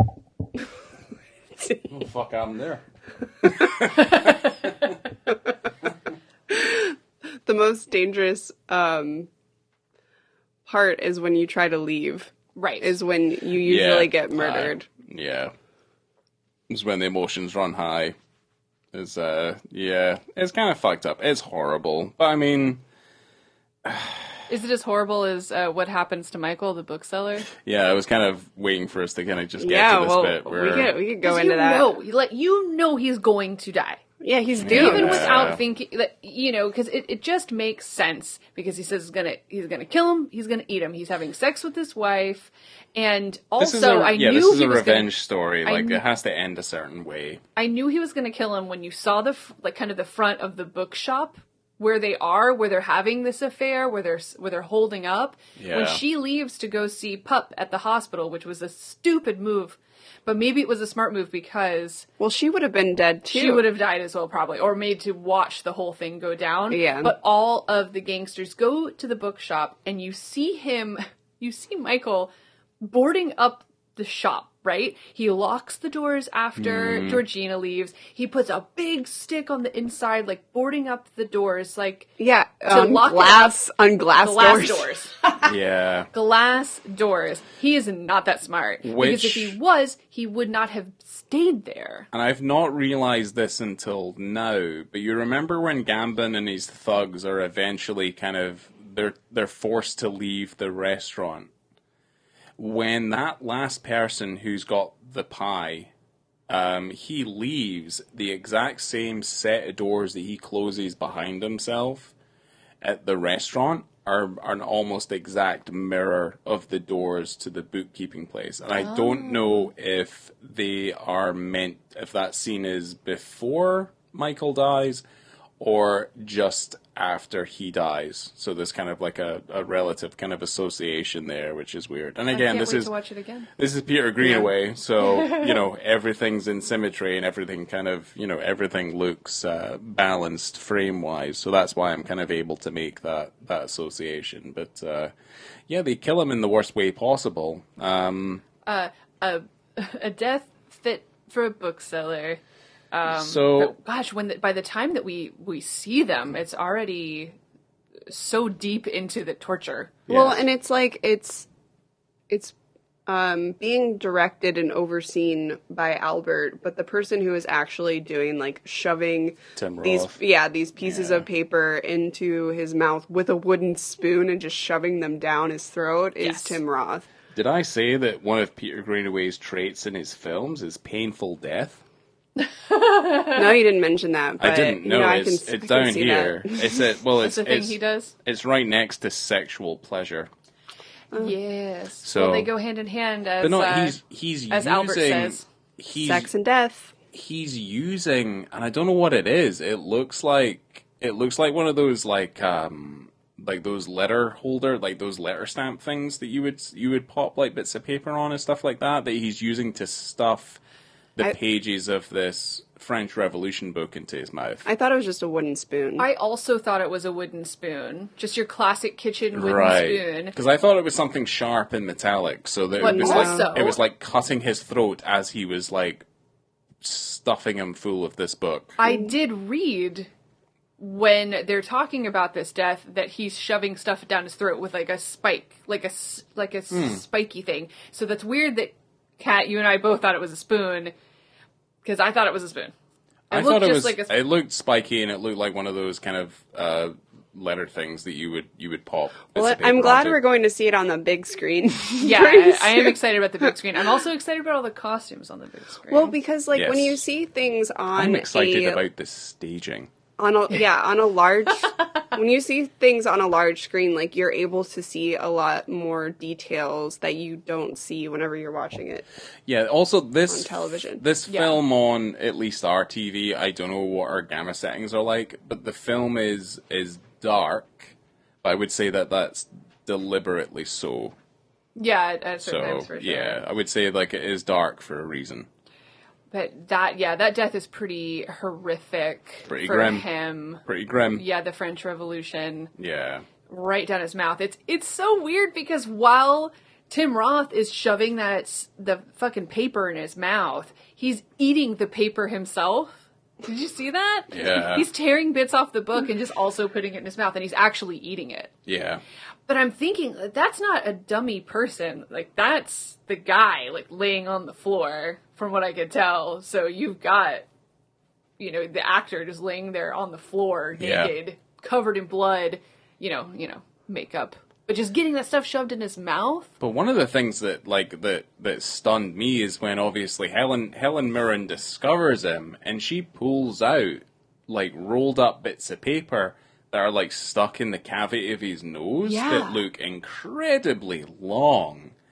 And then you can see obviously pages and stuff that are kind of stuffed into his mouth. And it's obviously fucking Alan. Yeah. Alan Howard who's lying there, and he's just had this stuff like stuffed inside of him. What an actor. It's the stuff, the scenes that like precede that moment though, I think are incredibly affecting, and they're incredibly interesting to watch. And she like lies with the dead body, and she's like fully expecting him to wake up and give her a kiss in the morning, and she's going to have breakfast, and like she's looking at the brighter side of what her future might have been if this obviously hadn't have happened.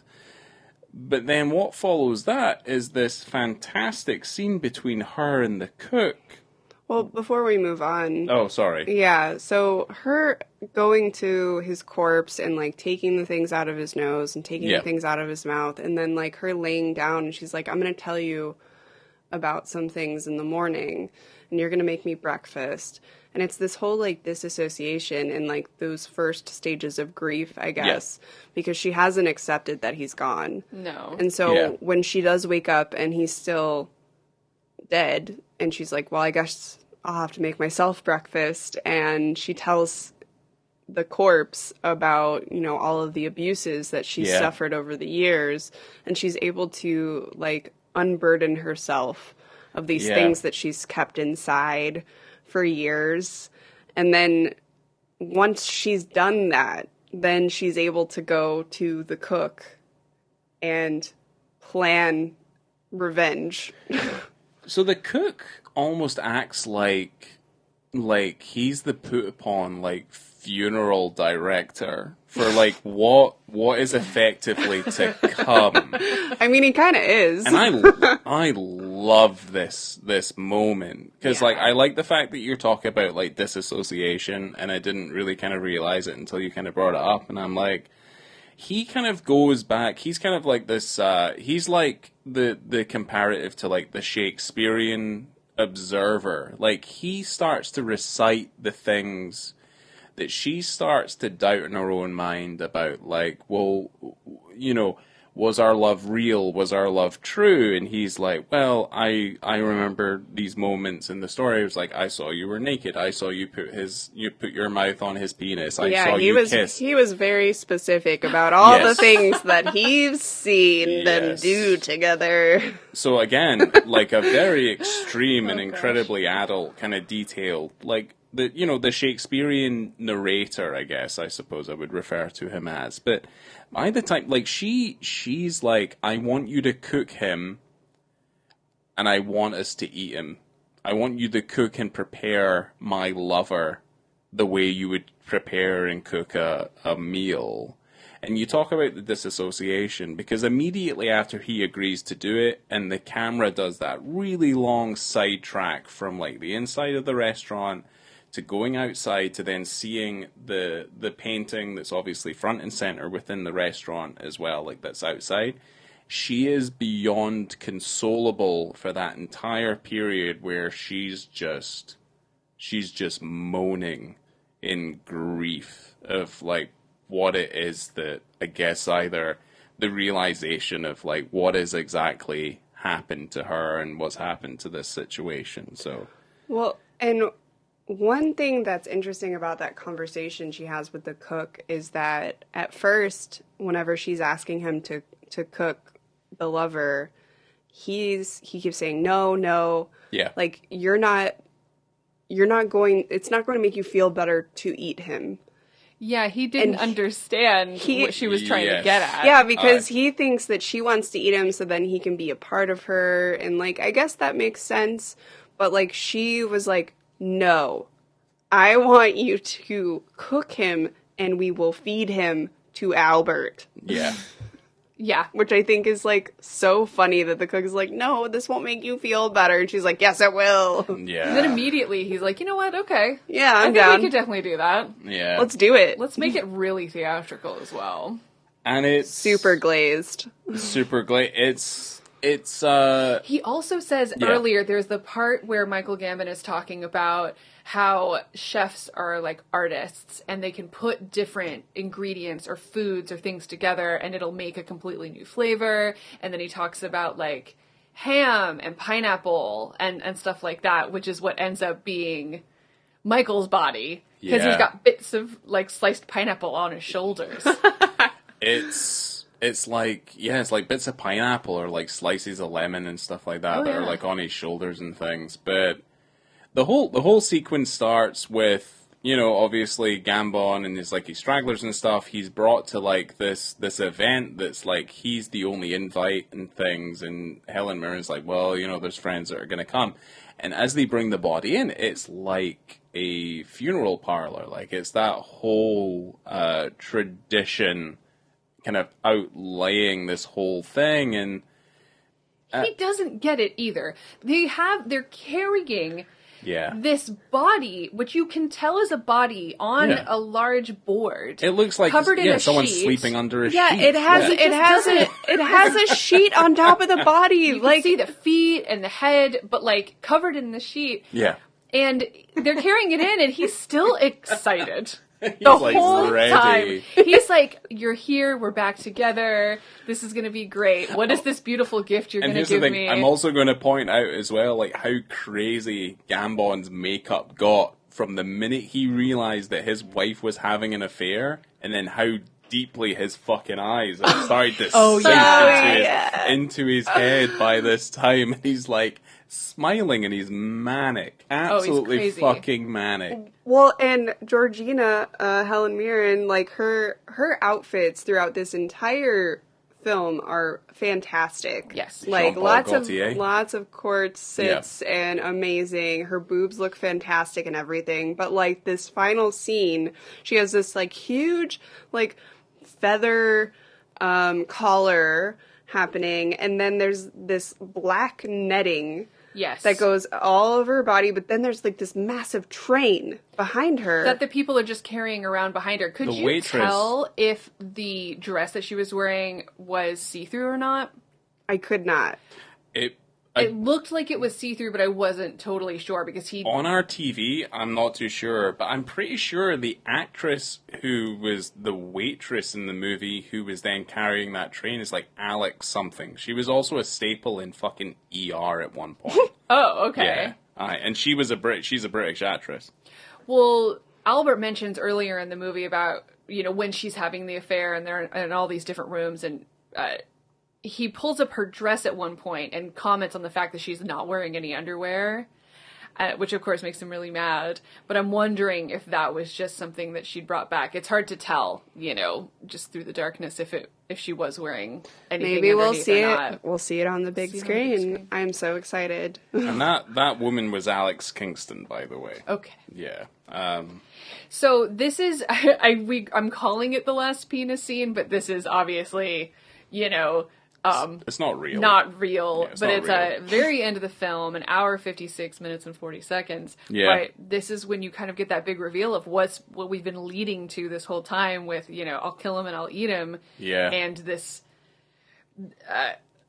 this kind of thing that they've all put, well, you know, that the wife and the cook have put together is cooking the lover to feed to the thief. And really, one of the it's so delicious in like how it's like put together, because like you think about like good revenge films, and that sometimes you don't get the payoff that you're looking for.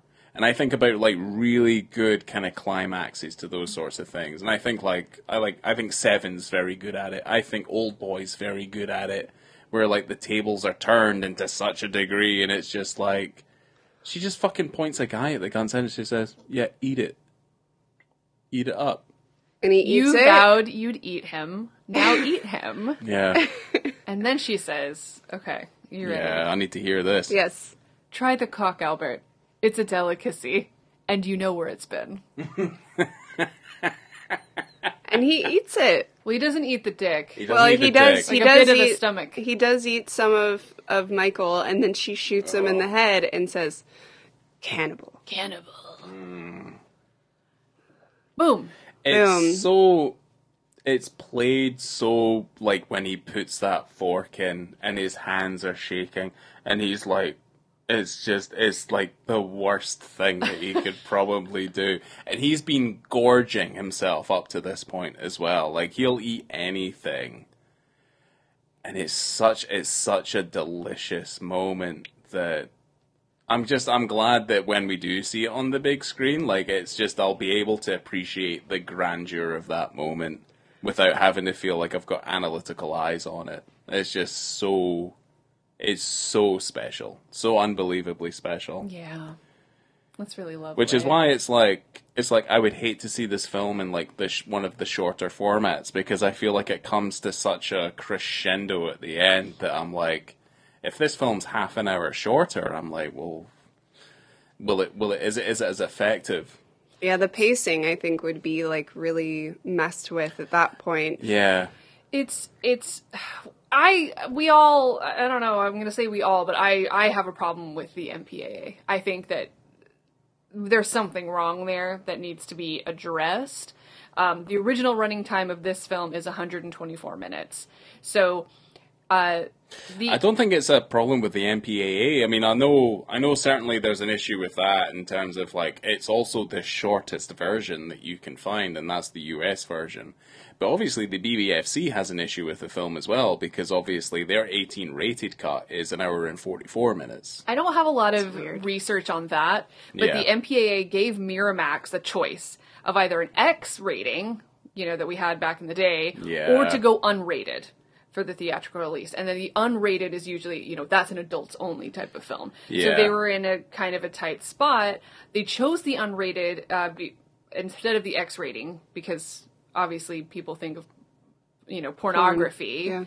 Yeah. There's two versions. It's the death nail. It's the death nail for distribution if they do that. 2 versions of the films were released on VHS in the 90s. One was the R-rated cut, which is 95 minutes. Yeah, it's weird. And 95 minutes. Did Miramax put that version out, though? So they, like, completely butchered it? Because if anything we know about Miramax, and we've, like, talked about Miramax before, is that they butchered their films to such a degree that, like, it was to maximize their distribution.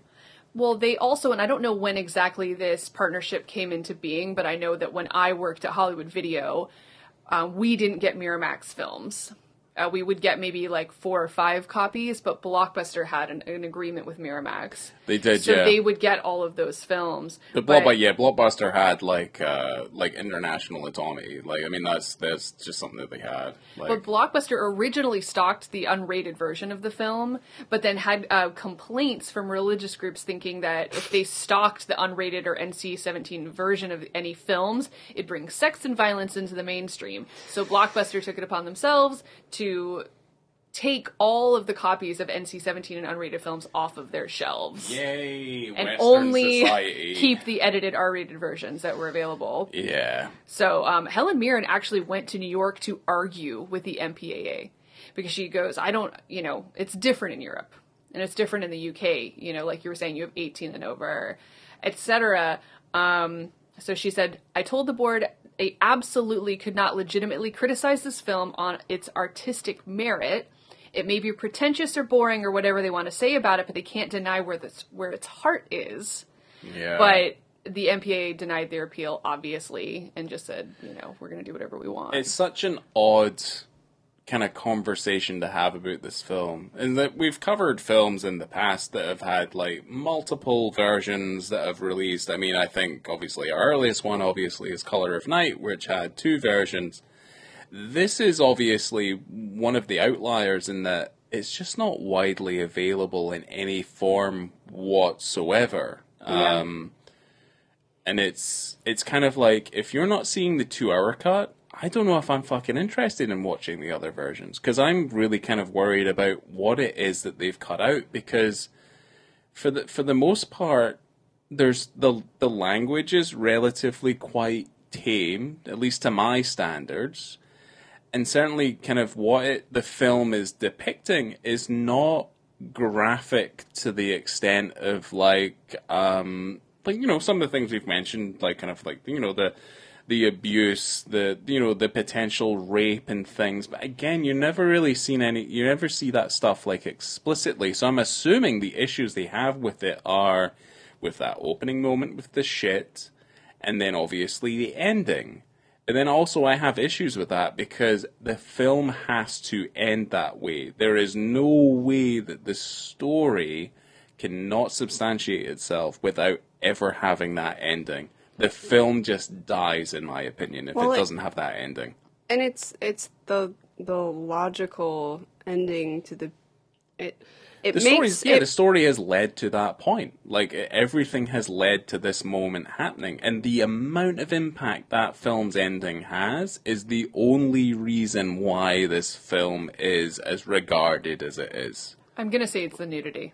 I genuinely am well, it's definitely going to be because America has a problem with nudity and male dicks especially, and female orgasms, and female frontal nudity in terms of anything below the waist. But this is also another moment, and I don't anything think we didn't point this out. Is that the minute they are hosed off and they go into the bookkeeper's house, there is a long tracking shot that's pretty much in a mid the entire time where they're chatting and they're going down his hallway and it's covered in books and stuff.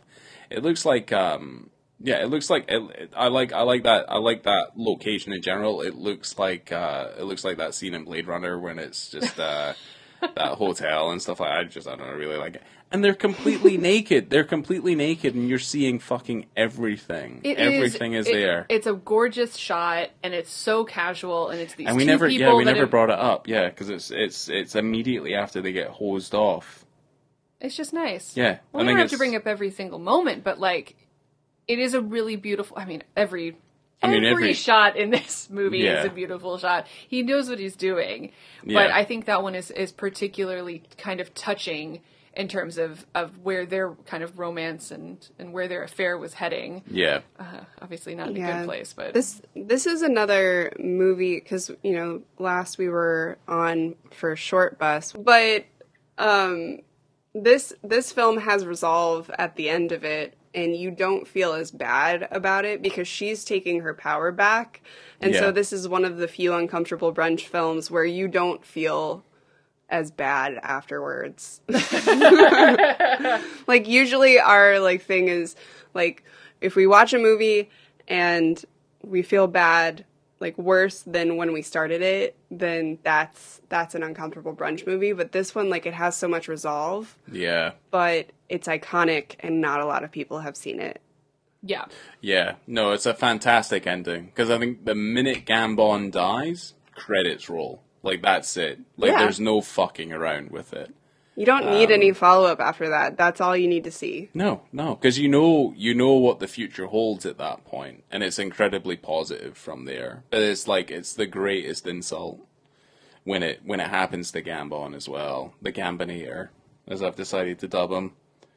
I don't know. I think this. The more we think about it and extrapolate it, I think this film's fucking brilliant. Well, this is a wonderful time to go around the table, and we'll do our ratings in terms of visibility and context. And I'll start because I'm already talking, and I'm going to... Oh, this is hard, because I wrote 4, and I'm like, but what makes a 5? What really makes a 5? Yeah, what makes a 5? Because here's the thing, this is when... Well, if I think about 5s that we've done before... Shame is 1. Bad Lieutenant is 1. Yeah. And I think also Hunger is another 5 as well. A couple of Steve McQueeners in there. Yeah. So really, it kind of depends on, maybe more time on screen. How about 4.5? Okay. Visibility and context, 4.5. Okay. That's me. And do you want me to do my film? No, we'll do that next. We'll do that next. Okay, Kat, you go next. Visibility and context. I think I agree with the 4.5. Yeah. I would have liked to see more. Agreed. Yeah, I think contextually it's all there. It's just not particularly clear for most of the time. It's dark. It's a dark film, too. It's a dark film, and I like how the film looks, so, I don't really have a problem with that, and it's obviously a very stylistic choice. But in terms of, I think it contextually should have 5, but then when you look at the visibility, it's, closer to, maybe, a 3, so everything kind of averages out at about a 4, in my opinion.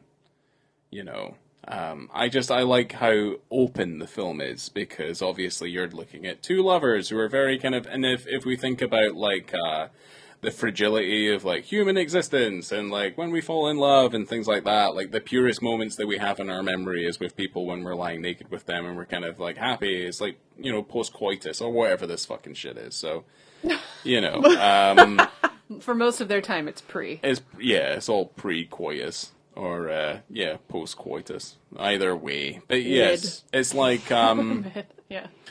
yeah, I don't know. I think it's close to probably more a 4 than a 4.5. But yeah, it doesn't reach the heady heights of a 5, I'm afraid. No. Yeah, I think that's usually what we are looking for, is more lighting, more time on screen. But I love the balance that we get in this, because it's a long time into the film before we actually see female nudity. Mm-hmm. And it's none of the nudity is gratuitous at all. No. But it needs to be there. It's also like a weird balance, because we have that just basically pure violation that happens in the first like 3 minutes, and you're just like, holy fucking Christ. And then the rest of it is relatively quite, you know, it's innocent, it's pure, it's, you know, it's in the sake of like contextually that way. So, well, until the end as well. So until you have the it end, in the yes. beginning, it's quite a violation, as well as the end in a way. Well, we do know how much Peter Greenaway loves symmetry, so his ending is very much like his beginning. Yeah. So, you know. In terms of the film overall, I'd written down a 4, and I think that is purely, I do believe that this has the opportunity to go higher for me, especially when sitting in a cinema with other people. I think this will be quite different. Yeah. But sitting at home and kind of having to look at it with a critical eye, I think it definitely can go higher. But right now I'm sitting at a 4. Yeah. For an overall rating, because I didn't find it slow at all. I found it very, very engaging, and entertaining and sad, but really funny and gross, but not as gross as I thought it was going to be, and also kind of romantic.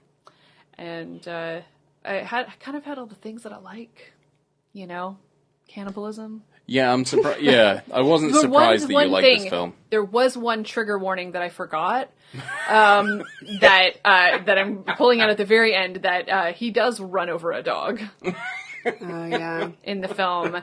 And I like to think that even in 1989, hopefully that was just a dog actor who got lots of Cheetos after for being a good boy and looking like he was hurt.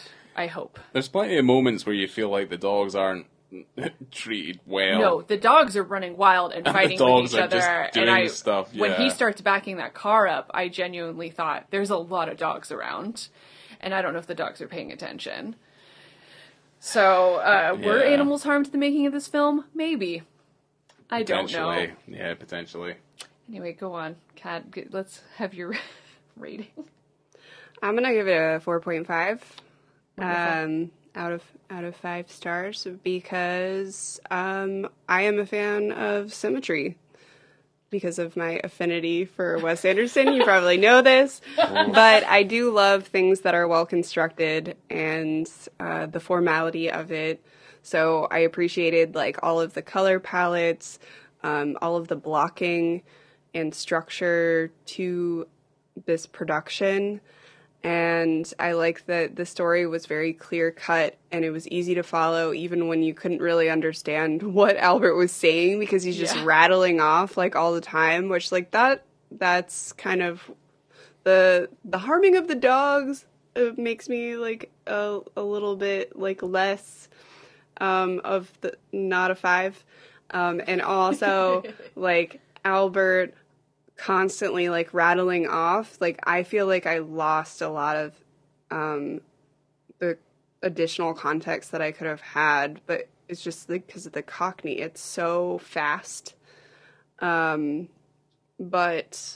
you always know what's going on generally in the film, which I think is good that it comes across.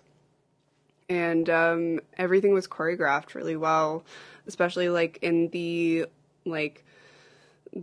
sex scenes with the lovers. Like, I'm not a person who likes gratuitous sex in film, and I didn't feel overwhelmed by anything that was going on in this. Like, the nudity, it was all, like, planned out and choreographed, and it made sense, and it looked good. Yeah. It looked amazing. They looked great. Everyone looked great naked, except Roy, who was the guy with the dog shit at the beginning. Yeah, I don't blame him too much Poor for that. Roy.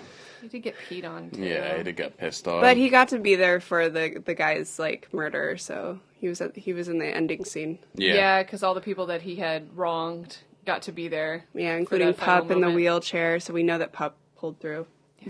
Good old Pup. All right, Ryan. So I originally gave the film 4 stars, and I think, like, a lot of the stuff that you guys are talking about are, like, the things that I really, like, I look for in films, which is, you know, the staging, the choreography, like, how scenes develop, how transitions happen, and, like, how you kind of feel, like, absorbed in this world and stuff. Because there's no sense of, like, time, there's no sense of place, there's no sense of, like, distinction in period or anything like that with this movie. So, you know, it's weird in that sense, and it kind of feels almost slightly kind of hellish as you're watching it, because it's so enclosed, and it creates a world that's very much within, like, a microcosm and stuff like that, which is something that I quite enjoy from, you know, watching stage plays and other kind of filmmakers of the like. So I love a lot about this film. But then I also have, like, these conflicts with it where I'm like, you know, we watched the 2-hour version of the film, and, you know, there's shorter versions out there. I'm like, is there, like, a sweet spot where I get everything, but then at least there's maybe a little bit of the chaff? Like, maybe one of the tracking shots doesn't have to be as long or whatever else. You just want it to be a little bit shorter. I want it to be a little bit shorter. But it is designed, it's a film by design that has been structured this particular way.